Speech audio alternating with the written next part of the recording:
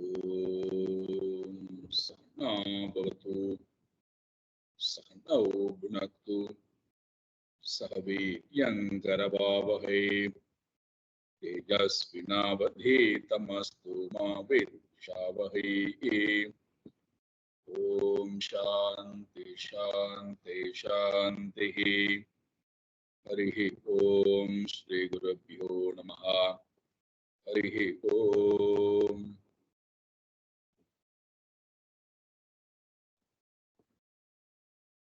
सच्चिदानन्दरूपाय विश्वोत्पत्त्यादिहेतवे तापत्रयविनाशाय श्रीकृष्णाय वयं नमः।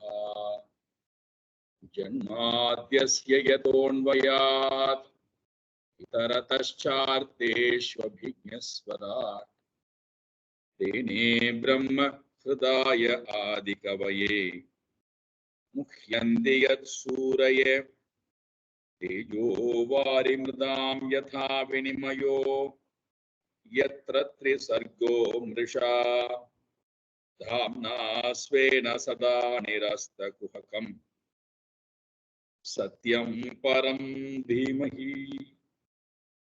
धर्मप्रोञ्जितकैतवोऽत्र परमो निर्मत्सराणां सदा वेद्यं वास्तवमत्र वस्तु शिवदम् तापत्रयोन्मूलनम् श्रीमद्भागवते महामुनिकृते किं वा परैरीश्वरः सद्यो हृद्यवरुध्यतेऽत्र कृतुभिः शुश्रूषुभिस्तत्क्षणात् निगमकल्पतरोर्गलितं फलं सुखमुखातमृतद्रवसंयुतं पिबत भागवतं रसमालयम् मुहुरहो रसिका भुवि भावुकाः नारायणं नमस्कृत्य नरं चैव नरोत्तमं देवीं सरस्वतीं व्यासं ततो जयमुदीरयेत्।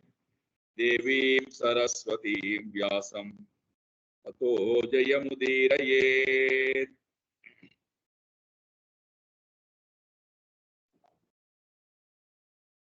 அஸ்வமேத யாகம் செய்யப்படுகிறது ருது மகாராஜாவால். அந்த யாகத்தை தடுத்து நிறுத்த வேண்டும், அதன் மூலமாக தன்னுடைய பதவிக்கு ஆபத்து என்பது வரக்கூடாது என்று நினைத்த இந்திரன் என்றால் நம்முடைய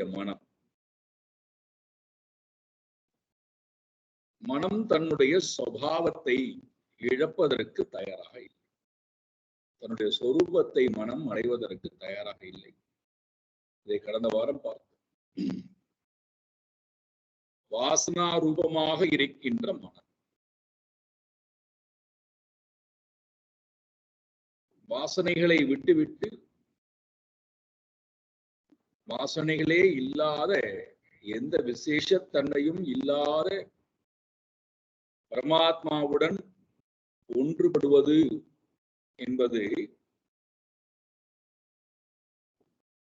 மனதிற்கு அவ்வளவு கடினமானதாக இருக்கிறது. காரணம், ஜென்ம ஜென்மாந்தரமாக நாம் சேர்த்து வைத்திருக்கக்கூடிய வாசனை.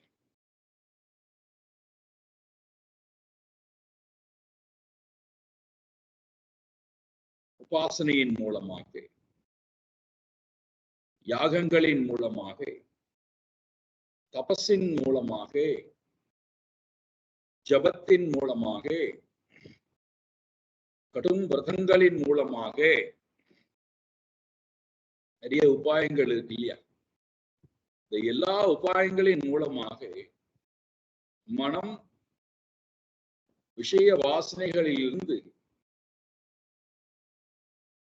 விடுபடுவதற்கு, பிரம்மனை அடைவதற்கு மனம் தயாராக இல்லை.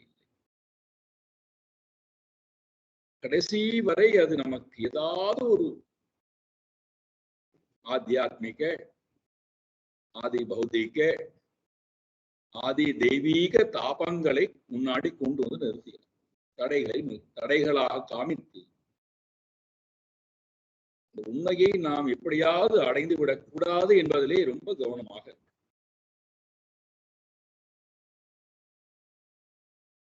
அப்போது நமக்கு என்ன வரும்? ஒன்று இயலாமையினாலே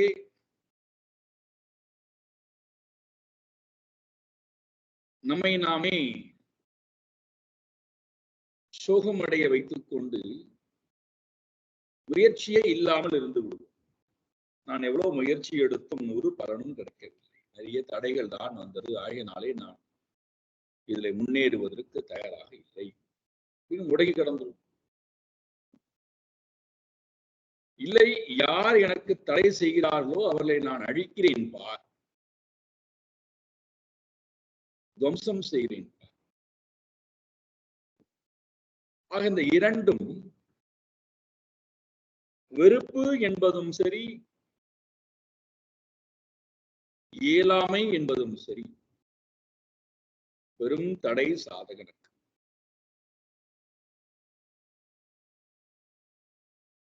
என்ன காரணம்? இங்கே இதை சொல்லுகிறார் பாருங்கள். பகவான் பிருத்து மகாராஜாவின் மூலமாக நமக்கு அழகான உபதேசத்தை கொடுக்கிறார். சாதுக்கள்,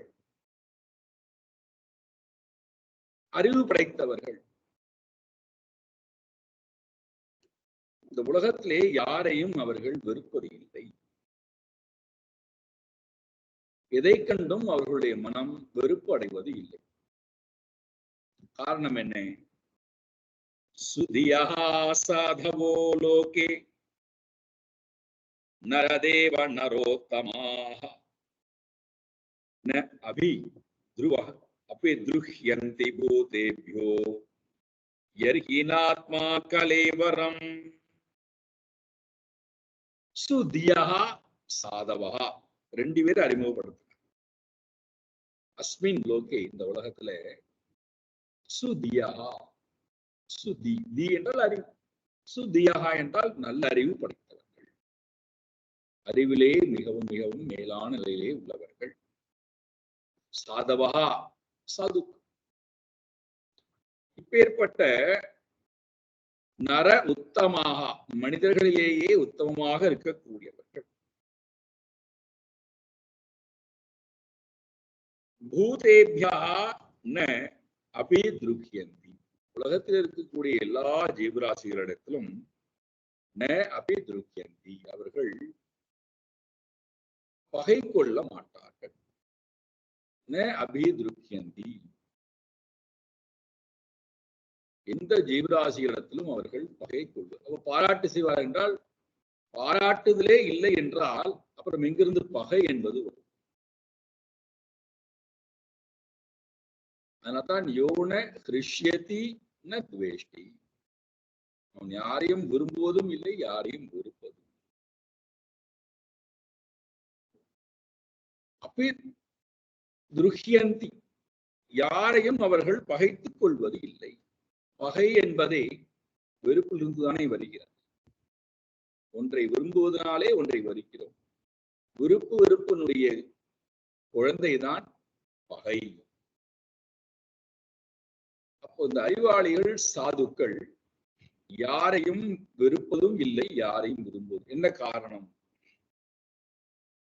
ஏனென்றால் யர்ஹி கலேவரம் ந ஆத்மா,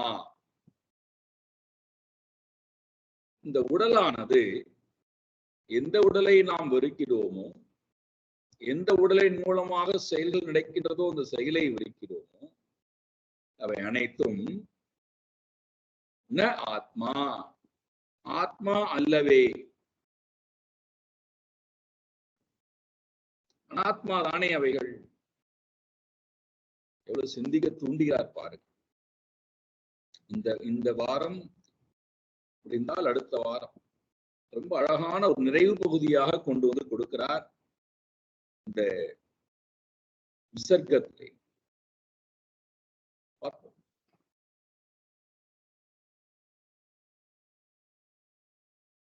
யாரையும் அவர்கள் பகைப்பது இல்லை, யாரையும் அவர்கள் விரும்புவது இல்லை என்றால், விருப்பும் வெறுப்பும் காரியத்தையும் கரணத்தையும் கர்த்தாவையும் சார்ந்தவை, அனாத்மாவை சார்ந்தவை. இந்த மூன்று அனாத்மா, காரிய கரண கர்த்தா, இந்த மூன்றும் அனாத்மா. ஆத்மா அது ஆத்மா அல்ல. ஆத்மா அல்லாத ஒன்றை ஆத்மா என்று நினைக்கும் கால் நான் அப்பொழுதுதான் என்ன செய்கிறேன்? ஒன்றை விரும்புகிறேன் அல்லது ஒன்றை வெறுக்கிறேன்.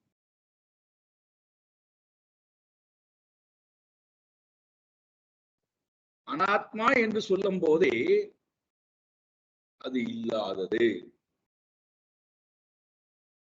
அது இருக்குன்னு சொல்ல முடியாது, இல்லைன்னு சொல்ல முடியாது. அஸ்திவா நாஸ்திவா, இருக்கா இல்லையான்னு கேட்டா அது இருக்குன்னு சொல்ல முடியாது, இல்லைன்னு சொல்ல முடியாது.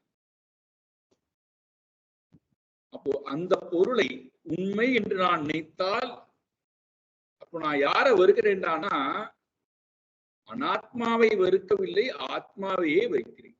என்னையே நான் வெறுக்கிறேன். உண்மையான என்னைத்தான் நான் வெறுக்க முடியுமே தவிர வேற யாரையும் வெறுக்க முடியாது. அப்படின்னா என்ன அர்த்தம்? என்னை நான் வெறுக்க முடியாததை போல என்னை நான் வெறுக்க முடியாது. அப்ப அனாத்மாவை வெறுக்கலாமான்னா அனாத்மாவுக்கு இருப்பு தன்மையே கிடையாது. ஏன்னா ரொம்ப ஒரு ரிசர்ச் பண்ணியிருக்கார் பகவான் கீதையில. நாசத்தோ வித்யதே பாவஹா நா பாவோ வித்யதே சதஹா. இந்த பாடல் ஒரு பெரிய ரிசர்ச். கீதையில 2ஆம் அத்தியாயத்தில் வரக்கூடிய இந்த பாடல் உண்மை அல்லாததற்கு இருப்புத்தன்மை என்பது இல்லை. உண்மை அல்லாததற்கு இருப்புத்தன்மை என்பது இல்லை. உண்மையானவற்றுக்கு இல்லாத்தன்மை என்பது இல்லை. நாசத்தோ வித்யதே பாவா நாபாவோ வித்யதே சதா உபயோகோ அப்படி திருஷ்டோதா. யார் இந்த இரண்டுக்கும் இடையிலே இருக்கக்கூடிய உண்மையை பார்க்கிறானோ உபயோகோ அப்படி திருஷ்டோந்தா து அனயோகோ தத்துவதர்ஷிபி, அவர்கள் தான் உண்மையை பார்க்கிறார்கள். இங்க பகை கொள்ளுவதும் பாராட்டுவதும் இரண்டும் காரிய கரண கர்த்தாவிற்கு சொந்தம், அனாத்மாவுக்கு சொந்தம்.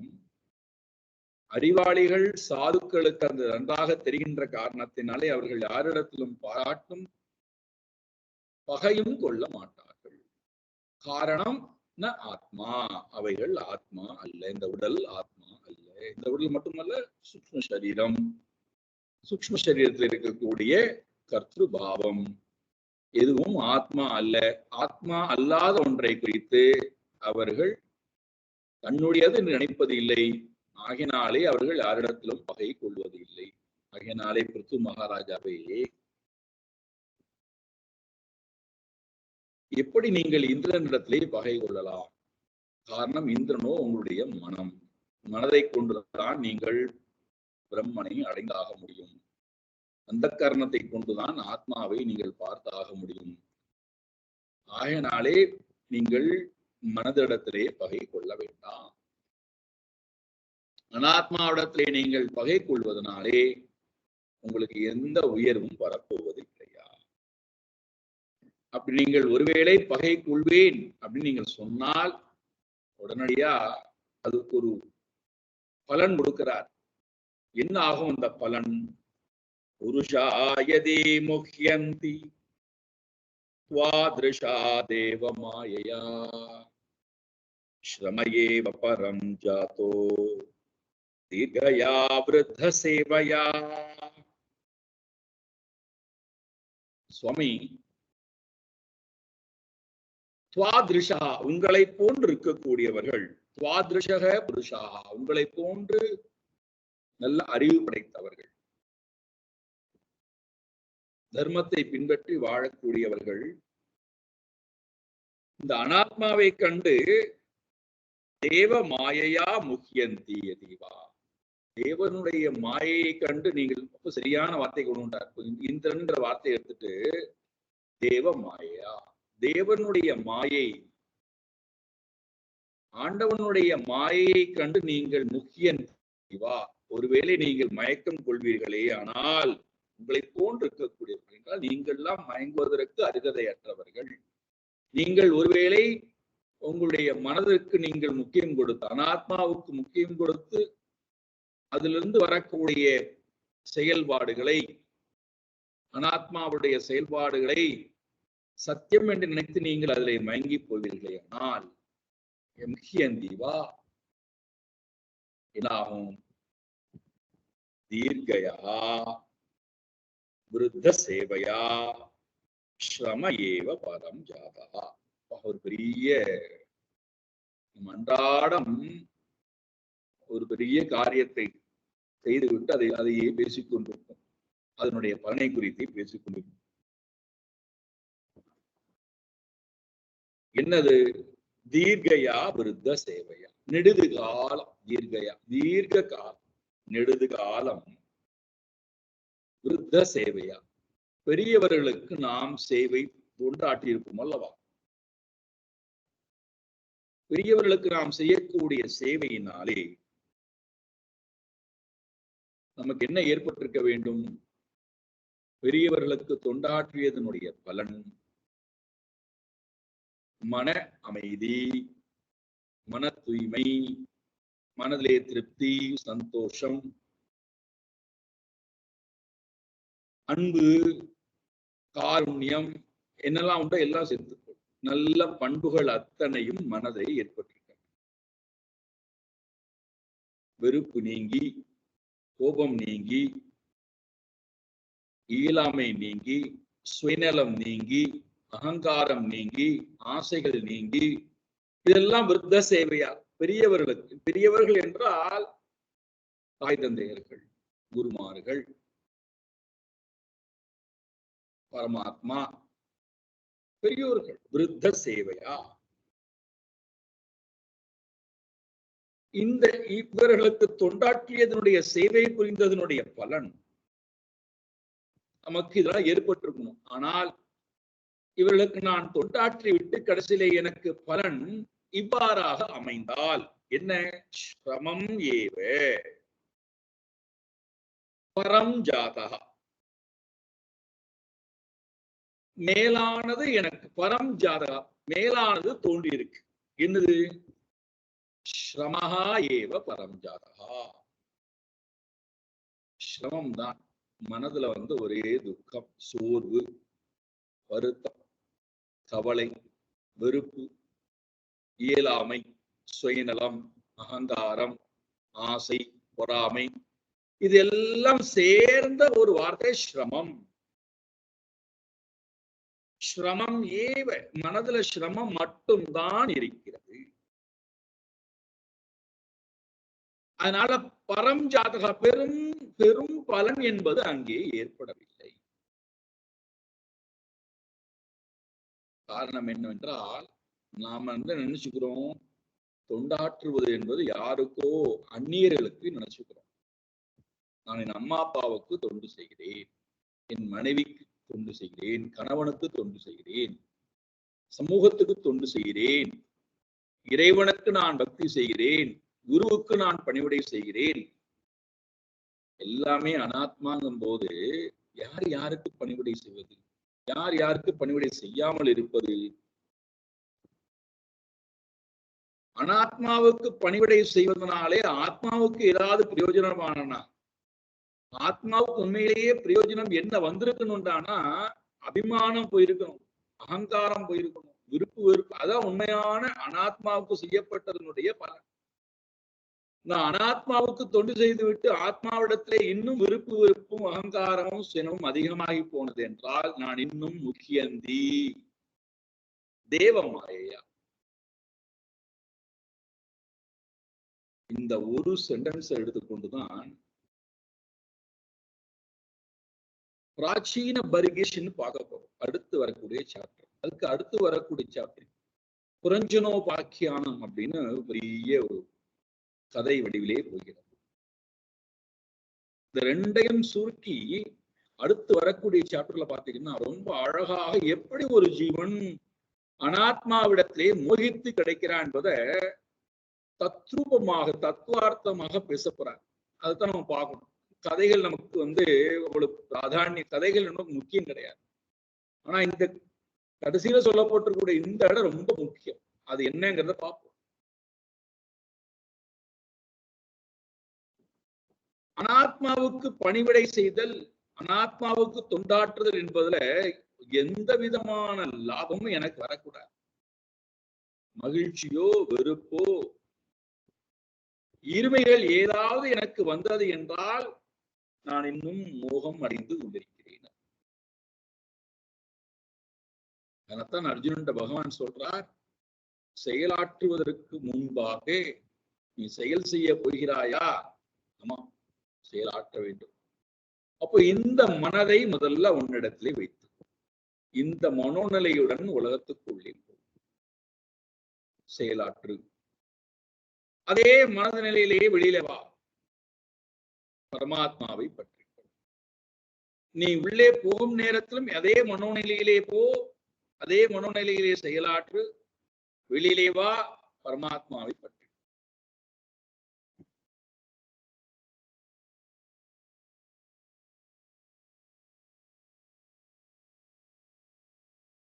நமக்கு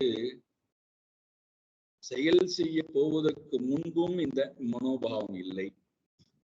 செயல் செய்யும் போது மோகத்திலே செயல் செய்ய ஆரம்பித்து விடுகிறோம்.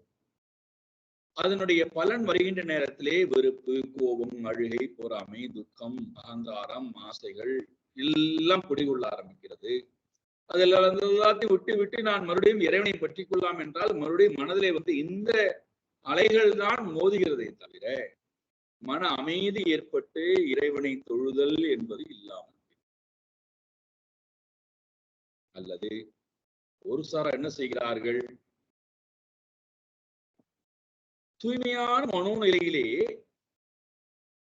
தொண்டாற்றுவதற்கு போகிறார்கள். ஆனால் தூய்மையான மனோநிலையிலே தொண்டாற்ற போய்விட்டு தொண்டாற்றும் போது இறைவனையும் மறந்து விடுகிறார்.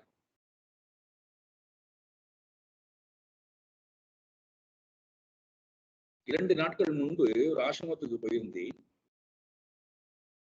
அங்கே ஒருவர் என்னிடத்தில் கேட்கிறார், நான் வேலை செய்ய ஆரம்பித்து விட்டால் இறைவனையும் மறந்து விடுகிறேனே. வேலை வேலை வேலை என்று வேலையை முழுக்க செய்கிறேன், ஆனால் இறைவனை நான் மறந்து. இது சரியா? நான் இறைவன் நினைக்க வேண்டாமா?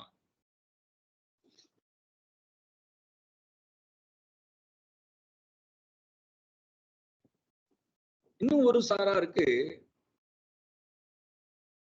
வேலை வேலை வேலை வேலை, சாகர வரைக்கும் வேலை.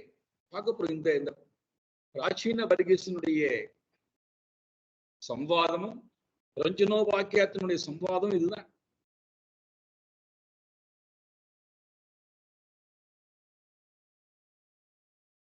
வேலை செய்வதே என்னுடைய வாழ்க்கையின் லட்சியம் என்று நினைத்துக் கொண்டு ஒவ்வொரு வேலையாக எடுத்து போட்டுக்கொண்டு செய்வது. அது ஆசிரமமாக இருந்தால் என்ன, வீடாக இருந்தால் என்ன, ஒரு ஒரு ஒரு சங்கல்பத்தை செய்து அது நிறைவேறிவிட்டது என்றால் அடுத்த ஒரு சங்கல்பம் பெருக்கிக் கொண்டே அப்போ எனக்கு என்ன கிடைக்காது? பரம் ஜாதகா, மேலான இறைவனை பற்றின சிந்தனமானது.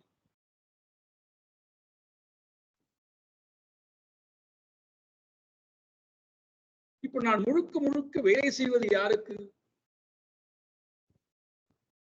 அகங்காரத்திற்கும் காரியத்துக்கும் கரணத்திற்கும் வேலை செய்து கொண்டிருக்கிறேன்.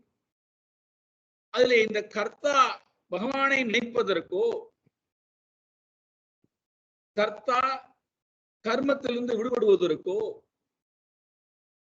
கர்த்தா அறியாமையிலிருந்து விடுபடுவதற்கோ ஏதாவது ஒரு முயற்சி இருக்கிறதா என்றால் இல்லையே.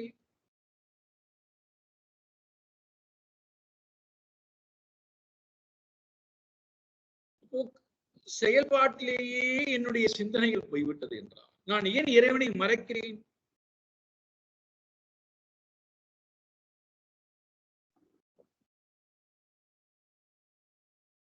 அனாத்மாவை ஆத்மா என்று நினைக்கின்ற காரணத்தினாலே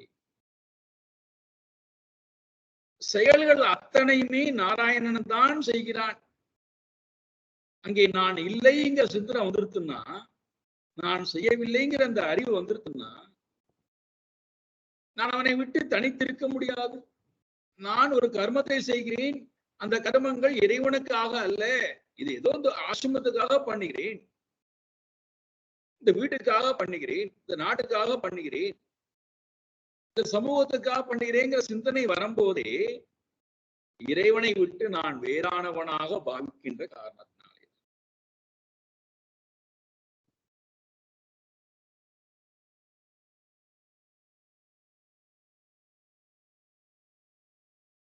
அப்ப இறைவனை மறந்துதான் ஆகணும். அப்போ இறைவனை நினைத்தல் என்பதற்கு ஒரு நேரத்தை கொடுத்து வச்சிருக்கும். இறைவனுக்காக உண்டான கர்மங்கள், இறைவனுக்காக உண்டான நேரம், மற்ற நேரம் எல்லாம் அனாத்மாவுடைய என்னுடைய வாழ்க்கை போகிறது. அப்ப நான் செய்யக்கூடிய காரியங்கள் அத்தனையும் தீர்க்க நெடுதுகாலம் நான் கொண்டாட்டினாலும் விருத்த சேவையா எவ்வளவுதான் உயர்வான கர்மங்கள் செய்தாலும் அது கடைசியில எந்த மனோநிலையில கொண்டு நிறுத்துண்டான்னா ஸ்ரம ஏவ,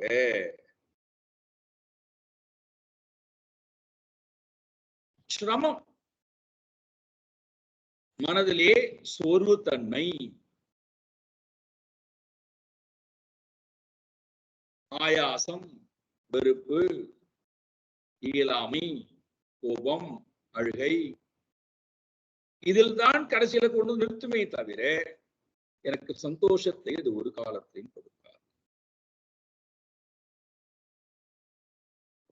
அதனால இங்க பகவான் சொல்றார் ருது மகாராஜாவிடத்திலே, அத்தகாயமிமம் வித்வான் அவித்யா காம கர்மபிஹி ஆரப்த இதி நைவாஸ்மின் பிரதிபுத்தோனு சஜ்ஜதே. ஓ பிருது மகாராஜாவே, அத்தஹா ஆகையினாலே, இமம் காயம் இந்த உடலை, அனாத்மாவை நீ ஆத்மா என்று பாவிக்காதே. காரணம் இந்த உடல் எங்கிருந்து வந்தது? அவித்யா காம கர்மபிஹி ஆரப்தஹா இதி. இந்த சரீரமானது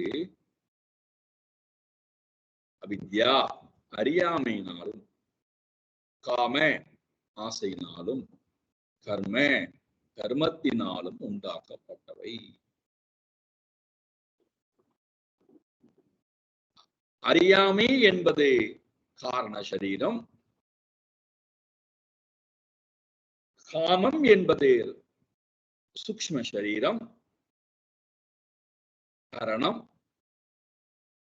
கர்ம என்பது காரியம் ஸ்தூல சரீரம். அவித்யா காம கர்ம இந்த மூன்று சரீரங்களை எடுத்திருக்கு. அவித்யாவினுடைய குழந்தை காரண சரீரம், காமத்தினுடைய குழந்தை சூக்ஷ்ம சரீரம், கர்மத்தினுடைய குழந்தை காரிய சரீரம். இந்த மூன்று சரீரத்திலிருந்து பிறக்கின்ற அத்தனையும் ரொம்ப என்ன செய்தாலும் சரி, இந்த கர்மத்து இந்த மூன்று சரீரத்திலிருந்து பிறக்கக்கூடிய அத்தனை, இப்ப நான் பேசிக்கொண்டிருக்கிறேனே உங்களோடு, இதுவும் அதனால்தான் உபனிஷதமும் குப்பையே. சாஸ்திரங்களும் அறியாமையினுடைய வெளிப்பாடு தானே.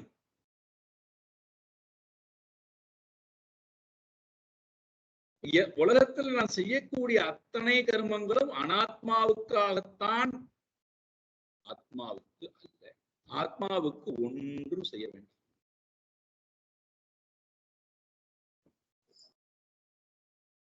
நம்ம பல பேர் என்ன நினைச்சுக்கிறோம்னா, அனாத்மாவிடத்திலேயே இது உயர்ந்த கர்மா, இது தாழ்ந்த கர்மான புரிச்சு. அதுல நமக்கு ராகத்வேஷம், அதுக்கு உண்டான மக்களோடவே சேர்ந்துக்கிறோம், அவங்களோட உறவாடிக்கிறோம். அந்த காரியத்தை செய்யாதலை கண்டு வெறுக்க ஆரம்பிக்கும்.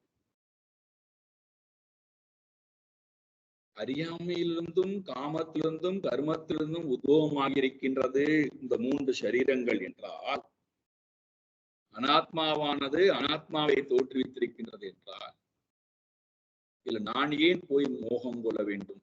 செய்கின்ற அனைத்து கர்மங்கள் அதனால்தான் ஆதிசங்கர பகவத்பாதால் பஜகோவிந்தத்துல சொன்னார், பார்த்தோம். குருதே கங்கா சாகர கமனம் விரத பரிபாலனம் அதவா தானம் ஞான விஹீனே சர்வம் மதேனே. ஞான விஹீனம், ஞானம் இல்லாமல் செய்யப்படுகின்ற அத்தனை கர்மங்கள். பஜதின முக்திம் ஜன்மசத, 100 பிறவிகள் எடுத்து நான் இந்த கர்மங்களை திரும்ப திரும்ப செய்து கொண்டிருந்தாலும் பஜதி முக்திம் ந பஜதி, முக்தியானது தோன்றப் போவது இல்லை, நான் விடுபட போவது இல்லை. மீண்டும் மீண்டும் புனரப்பி ஜனனம் புனரப்பி மரணம் புனரப்பி ஜனனி ஜலதேசயனம்.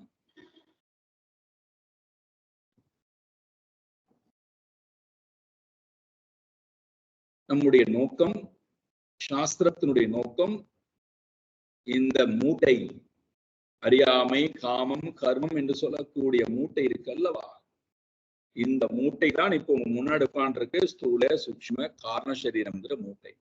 இந்த மூட்டையிலிருந்து விடுபடுவதற்காக, இந்த குப்பையிலிருந்து விடுபடுவதற்காக அதற்கு ஒரு 3 கர்மங்களை வச்சிருக்காங்க. பாவனம், அபியுதயம், நிஸ்ரேயசம். யஜ்ஞ தான தப கர்ம உபாசனா ஸ்ரவணம் மனம் நித்யாசம். இதெல்லாம் எதற்கு வைக்கப்பட்டுள்ளனா பெருமை பாராட்டி கொள்வதற்காக, உயர்ந்தது தாழ்ந்தது என்று நான் வெறுப்பு காட்டுவதற்காகவோ ஆராதிப்பதற்காகவோ, இதையெல்லாம் செய்யறதுனாலே எனக்கு புண்ணியம் கிடைத்துவிடும் என்பதற்காகவோ,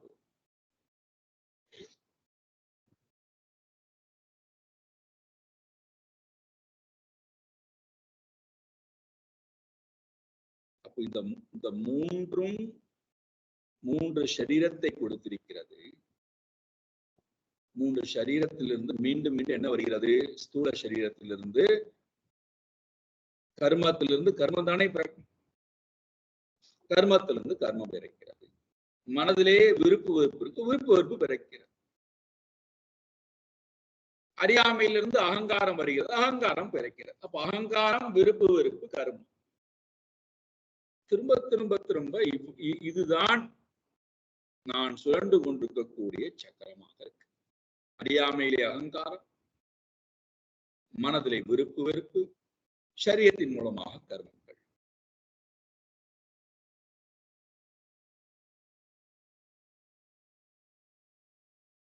பகவான் கீதையில சொல்றார் 3ஆம் அத்தியாயத்திலே, யஸ்வாத் மரதிரேவ ஸ்யாத் ஆத்ம திருப்தஸ்ச மானவஹா ஆத்மனி ஏவ சந்துஷ்டஹா தஸ்ய காரியம் ந வித்யதே. எதற்காக நீ 99 முறை அஸ்வமேத யாகம் செய்து 100வது முறை அஸ்வமேத யாகம் செய்யறதுனாலே உனக்கு பெரும் தடை என்று நினைத்து ஒருவனை வெறுத்தாயானால் நீ செய்யக்கூடிய கர்மத்தினால் என்ன பிரயோஜனம்? நீ செய்திருக்கக்கூடிய 100 முறை செய்யக்கூடிய கர்மங்களும் அனாத்மா, அதுல இருந்து வரைகின்ற பலன்களும் அனாத்மா, அதை அனுபவிக்கக்கூடியவனும் அனாத்மா.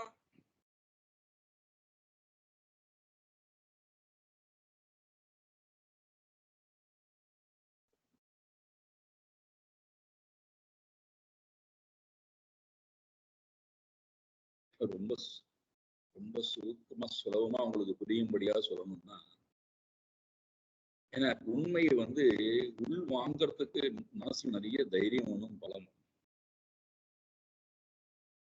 அதை மனசு ஏத்துக்க வைக்கிறதுக்கு பாருங்க ரொம்ப கஷ்டம். நேரடியா புரியும்படியா ஒண்ணு சொல்லணும்னா, என்னுடன் நான் இருப்பதற்கு எந்த முயற்சியும் தேவையில்லை.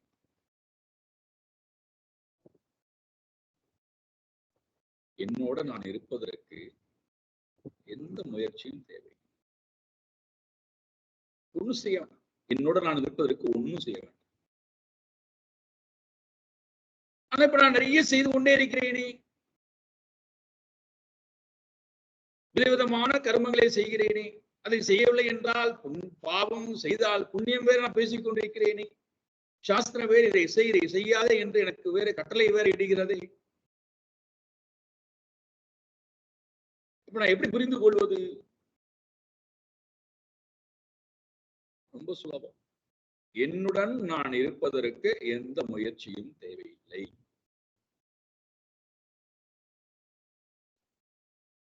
உதாரணம் கொடுக்கணுமா உங்களுக்கு? மனம் இல்லாத போது நான் மட்டும் இருக்கேன். நம்முடன் நான் இருக்கோமா இல்லையா? அதுக்கு ஏதாவது முயற்சி எடுக்கிறோமா? நம்முடன் நான் இருப்பதற்கு நம்ம எந்த முயற்சியும் எடுக்க வேண்டாம். எந்த முயற்சியும் எடுக்க வேண்டாம். ஆழ்ந்த உறக்கத்துல நம்ம எந்த முயற்சியும் எடுக்க வேண்டியது இல்லை. அங்க நான் நிம்மதியா இருக்கேன். ஒன்றுமே இல்லாமல் முழு ஆனந்தத்துடன், செயல்பாடே இல்லாமல் முழு ஓய்வோட இருக்கேன்.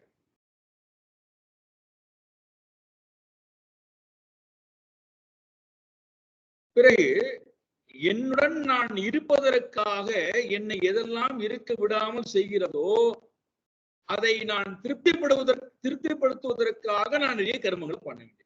பாருங்க, நான் அல்லாதவற்றை திருப்திப்படுத்தி சோர்வு அடைகிறோம். கடைசியில அந்த சோர்வடையினுடைய தன்மை ஒண்ணும் வேண்டாம்ப்பா, நான் என்னோடயே இருக்கிறேன்னு மறுபடியும்.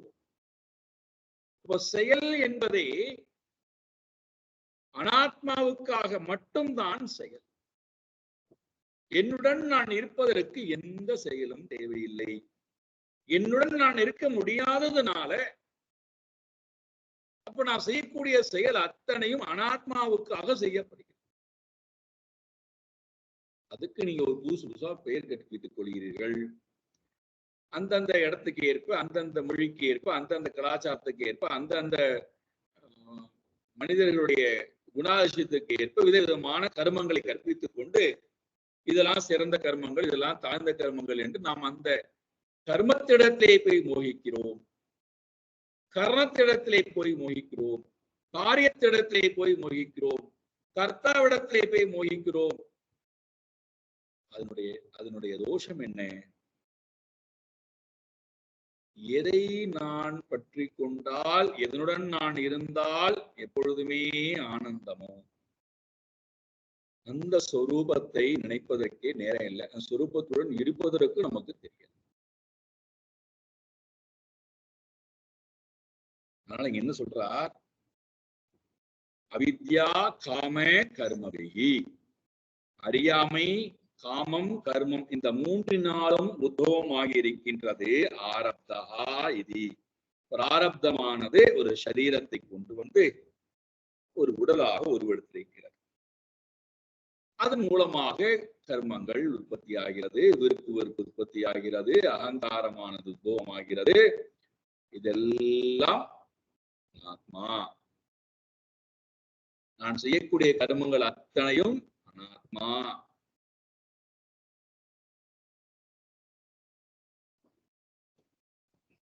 ரொம்ப கஷ்டம் இல்லையா? எல்லாமே அனாத்மா, எல்லாம் அனாத்மா. வேதம் ஓதுவது அனாத்மா. ஏன்னா உபனிஷதே சொல்லிட்டு, நான் என்ன சொல்றது? 4 வேதங்கள் அபராவித்யா, 6 அங்கங்கள் அபராவித்யா, புராணம் இதிகாசம் அபராவித்யா,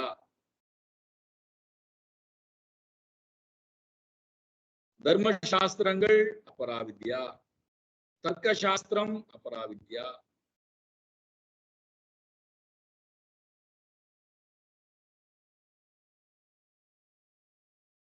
நாங்கள் படித்துக் கொண்டிருக்கிறோமே, நீங்கள் வேற எங்களுக்கு இதை சொல்லிக் கொண்டிருக்கிறீர்களே. அதான் அதுல கனவுல விதவிதமான கனவு தோன்றி அதை ரமித்திருக்கிறோம் அல்லவா? அதே போல இது ஒரு பெரிய கனவு. கனவுன்னு புரிய வைக்கிறதுக்கு ஒரு கனவுலயே ஒரு காட்சியை கொண்டு வர வேண்டியது. இதெல்லாம் கனவுதான், கனவுலிருந்து விழித்துக்கொள் என்று சொல்லுவதற்கு ஒரு உபாயம் தேவைப்படுகிறது.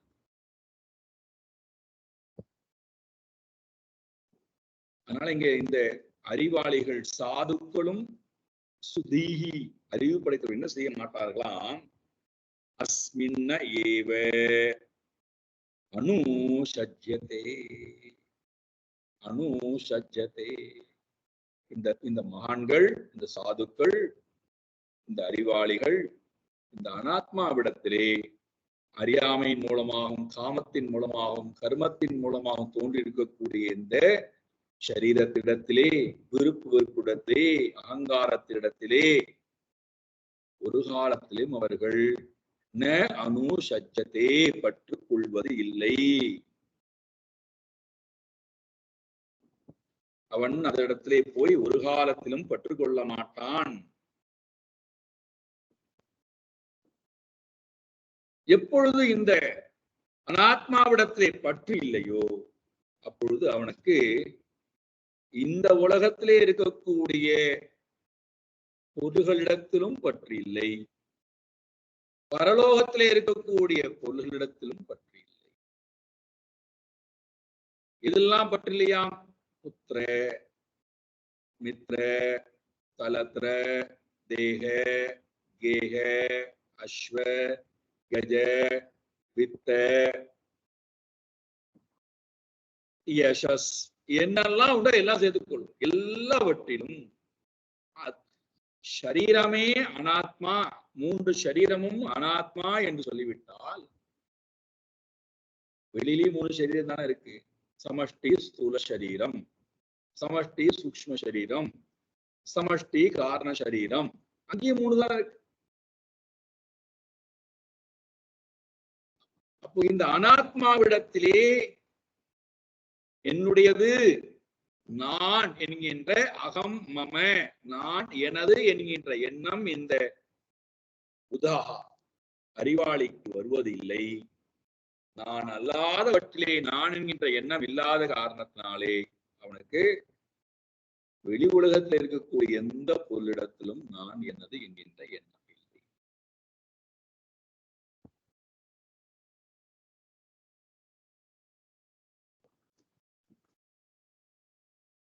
அனைத்தும் இப்ப உதாரணத்தை எடுத்துக்கொள்ளுங்களேன்.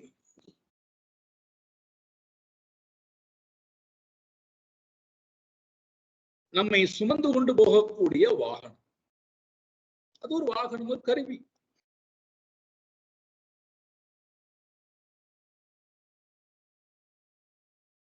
அந்த கருவிக்கு நாம் என்ன பண்றோம்? அதனை சுமந்து கொண்டு போகின்ற காரணத்தினாலே அதற்கு தேவையான செயல்பாடை செய்யறோம்.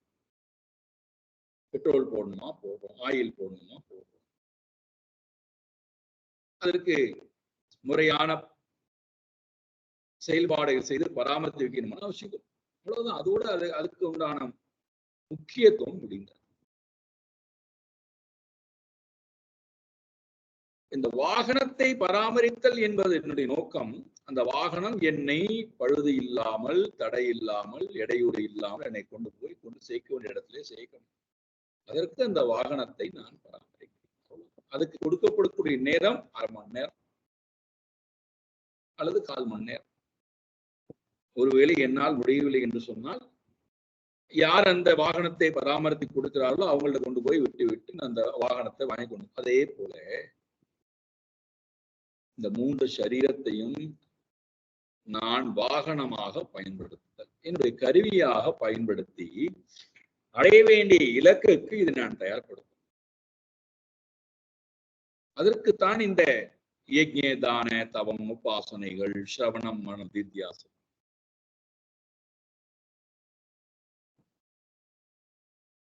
இப்ப இந்த வாகனம் அந்த இலக்கை அடைவதற்கு எனக்கு சகாயம் பண்ணணும். எப்பொழுது அந்த இலக்கை நான் அடைந்து விட்டேனோ அன்பது இந்த வாகனம் எப்பொழுது வெளியிலேயே நிறுத்தப்படுகிறதோ, வாகனம் வருவது பிரயோஜனம் இல்லையோ, அதே போல இந்த 3 சாதனங்களின் மூலமாக 3 உடலை கடப்பதற்கு எனக்கு இந்த சாதனங்கள் தேவைப்படுகிறது.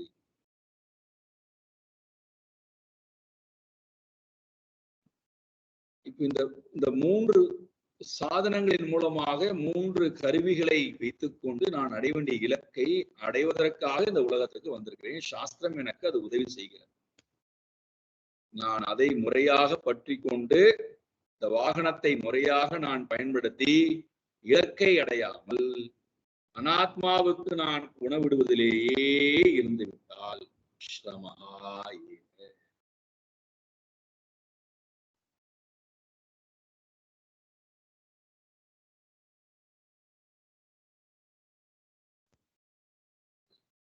இதை சொல்லிட்டு ஒரு அழகான உபதேசத்தை பகவான் புத்து மகாராஜாவுக்கு கொடுக்கிறார்.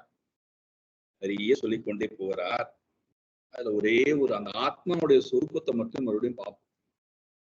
ஏன்னா நம்ம பத்தி நம்ம திரும்ப திரும்ப திரும்ப சொல்லிக்கொண்டே இருக்கணும். என்னுடைய சொரூபத்தை அனாத்மாவை பத்தி பேசிட்டே இருக்கணும். இப்ப நம்ம பத்தி பேசணும். நம்முடைய உண்மையான சொரூபத்தை நினைச்சுட்டே இருக்கணும்.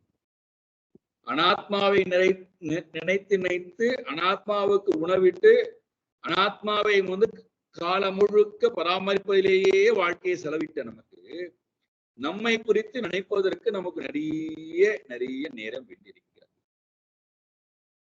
இங்க சொல்றார், ஏகா சுத்த ஸ்வயம் ஜோதி,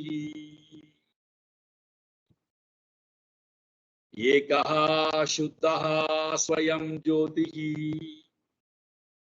நிர்குணோசௌ குணாஸ்ரயः, निर्गुणोऽसौ गुणाश्रयः, सर्वगुणावृत साक्षी, सर्वगुणावृत साक्षी, निरात्मात्मात्मनः परः, निरात्मात्मात्मनः परः.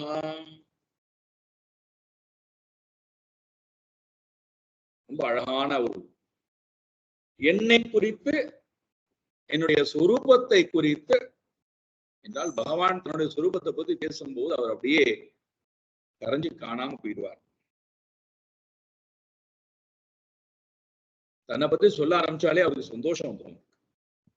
அசவு ஆத்மா, இந்த ஆத்மா என்றால் நாம் எல்லோரும் யாரான்னா ஏகா ஏவ, நாம் எல்லோரும் ஒருவரே, ஒன்றை தவிர்த்து வேறொன்று இல்லை. ஏகா, இரண்டற்றவன், அத்வைதா ஏகா.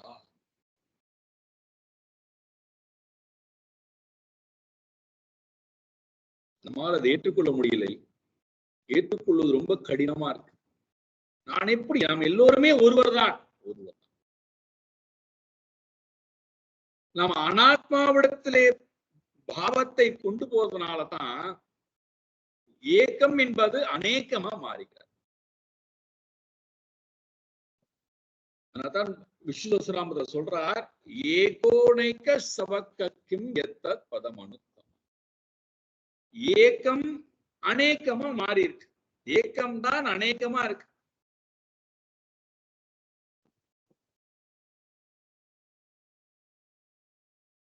இப்ப நான் என்ன பண்றேன்னா, அநேகத்திலிருந்து ஏக்கத்துக்கு வரணும்.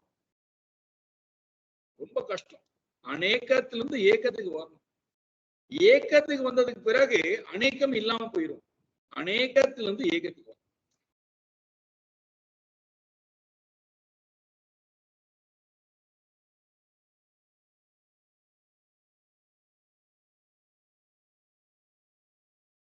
தேசிய நெடுஞ்சாலையிலே நாம் பிரயாணம் பண்றோம்.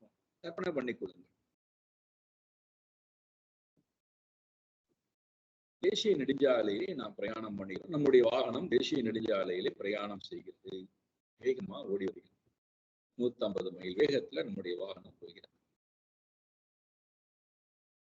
நம்முடைய வாகனத்துக்கு பின்னாடி நூற்றுக்கணக்கான வாகனங்கள் வருகிறது. நம்முடைய வாகனத்துக்கு முன்னாடி நூற்றுக்கணக்கான வாகனங்கள் போகிறது. நம்முடைய வாகனத்துக்கு 2 பகுதியிலும், வலம் இளம் என்று இடம் என்று சொல்லக்கூடிய 2 பகுதியிலும் வாகனங்கள் வந்து கொண்டே போகிறது. ஒரு சில வாகனங்கள் நம்மை முந்தி போகின்றன, ஒரு சில வாகனங்கள் நமக்கு பின்னாடி வருகின்றன, ஒரு சில வாகனம் நாம் கடந்து போகின்றோம்.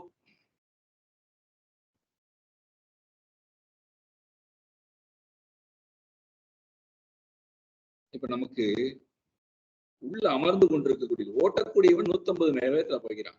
உள்ள அமர்ந்து கொண்டிருக்கக்கூடிய நமக்கு முன்னாடி போகக்கூடிய பெரிய பெரிய பெரிய வாகனங்களை பார்த்து பயமா இருக்கு. இவன் இவ்வளவு வேகமா போயிடானே, அந்த முன்னாடி போகக்கூடிய வாகனத்திலேயே மோதி விடுவானோ,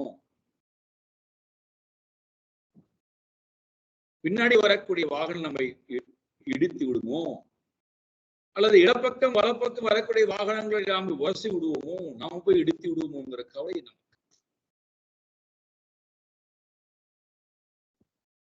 இப்ப இந்த வாகனத்தை ஓட்டுகிறானே, அவன்கிட்ட ஏறுவதற்கு முன்பாகவே சொல்லிடுறோம், நாம் இங்கிருந்து இப்பொழுது ஸ்ரீரங்கம் போகிறோம்.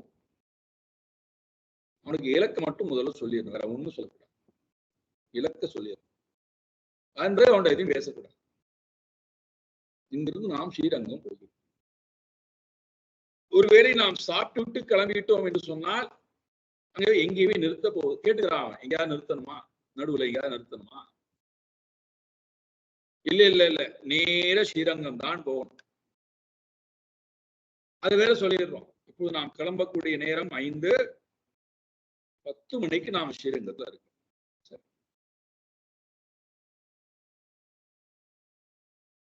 இலக்கு அவனுக்கு தெரிந்து விட்டது. ஸ்ரீரங்கநாதனை தரிசிக்கும் இலக்கு தெரிந்து விட்டது. வாகனத்துல ஏறி அமர்ந்தது பிறகு அவனுடைய கவனம் முழுக்க ஸ்ரீரங்கநாதனை ஆலயத்துல கொண்டு போய் நிறுத்தக்கூடிய நேரம் வரைக்கும் அவன் ஓய்வே எடுக்கிறது இல்லை. அவனுடைய கவனம் வேற எங்கேயும் இல்லை. முன்னாடி வாகனம் போகிறதே, பின்னாடி வாகனம் வருகிறதே, 2 பக்கம் வாகனம் வருகிறதே, இடித்து விடுவோமாங்கிற சிந்தனை அவனுக்கு வாகனம் போயிட்டே இருக்கு.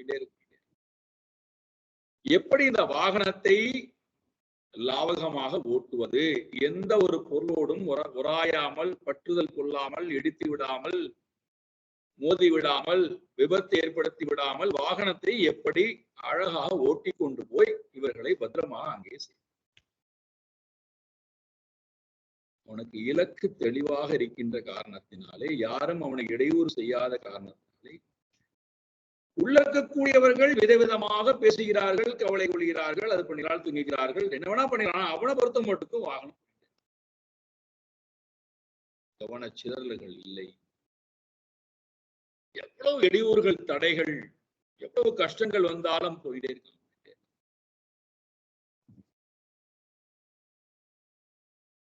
அதே போலதான் ஜீவனுக்கு இலக்கு இதுதான் அப்படின்னு முடிவாகிவிட்டது என்றால், தனக்கு பின்னாடி இவர்கள் வருகிறார்களே, இவர்களை அழைத்துக் கொண்டு போகணுமே, முன்னாடி இவர்கள் போகிறார்களே, இவர்கள் நம்மை போடுவார்களா மாட்டார்களா தெரியலையே, இந்த 2 பக்கமும் மக்கள் வந்து நம்மை போய்விடாமல் தடுக்கிறார்களே, இடித்து விடுவார்களோ, நாம இடித்து விடுவோமோ, நமக்கு ஏதாவது கஷ்டம் கொடுத்து விடுவார்களோ, எந்த புலம்பலோ, எந்த எந்த அந்நிய சிந்தனமோ எதுவுமே இல்லாமல் இலக்கை நோக்கி போயிட்டே இருக்கான். காரணம், அவனுடைய இலக்கு ஆத்மாவை அடைவது. இப்ப அவனுக்கு கண்ணுக்கு தெரிவது ஒன்னே ஒண்ணா, ஏக்கம். அநேகமாக வாகனங்கள் இருந்தாலும், எல்லா வாகனங்களும் ஏதோ ஒரு இலக்கை நோக்கி போகிறது. நானும் என்னுடைய இலக்கை நோக்கி போய், என்னுடைய இலக்கு ஒன்றே. எப்பொழுது இலக்கு ஒன்றாக இருக்கிறதோ அப்பொழுது ஏக்கத்துக்கு வந்துருவோம். அநேகத்து வந்து ஏக்கத்துக்கு வந்துருவோம். நம்மால ஏன் அநேகத்துல இருந்து ஏக்கத்துக்கு வர முடியலன்னா, ஏக்கம் என்ன என்பது எனக்கு தெரியல. எது அடைய வேண்டிய இலக்கு,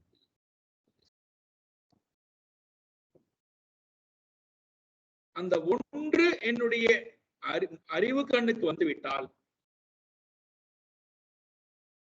அநேகம் என்பது போய் ஏக்கத்துக்கு நான் வந்துவிட்டேன். என்னுடைய சொரூபம் ஏகம். என்னிடத்துல இருக்கக்கூடிய விதவிதமான வாகனங்கள் அநேகமா இருக்கலாம். காரியம், கரணம், கர்த்தா, அதனுடைய செயல்பாடுகள் எல்லாம் அநேகமா இருக்கலாம்.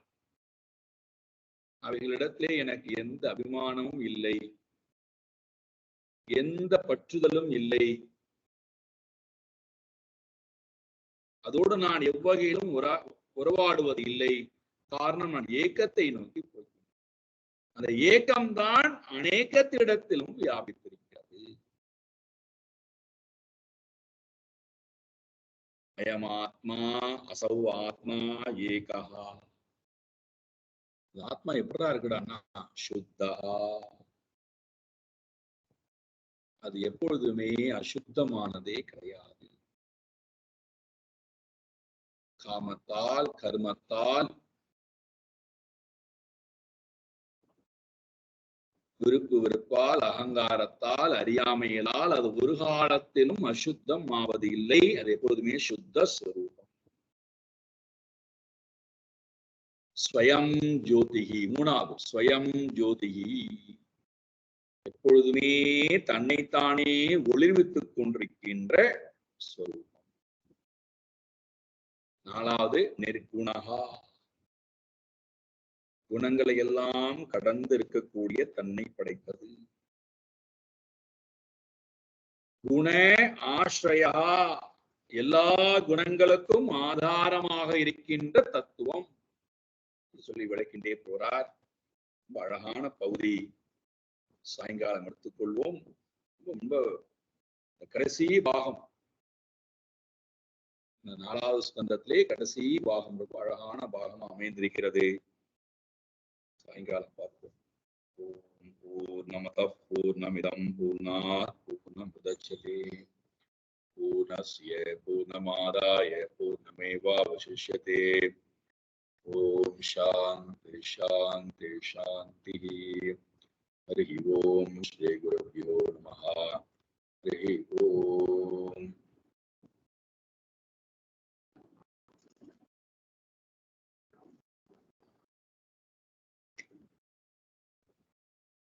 அம்மா